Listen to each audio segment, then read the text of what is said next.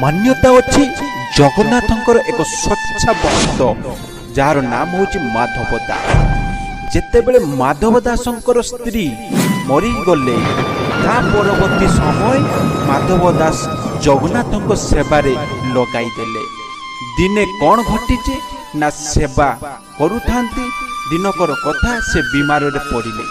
ବିମାର ଏମିତି ଲାଗି ରହିଲା ତାଙ୍କର ଦେହ ସବୁ ଶୁଖିବାରେ ଲାଗିଲା।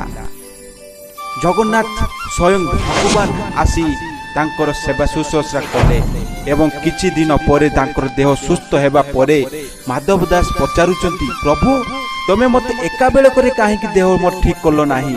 ତ ଜଗନ୍ନାଥ ମୁରୁକି ହସି କହୁଛନ୍ତି, ତୋର କଷ୍ଟ ମୁଁ ଦେଖିପାରିଲି ନାହିଁ, ସେଥିପାଇଁ ତୋ ରୋଗରୁ 15 ଦିନ ମୋ ଦେହକୁ ମୁଁ ନେଇଛି। ସେଥିପାଇଁ ପ୍ରତ୍ୟେକ ବର୍ଷ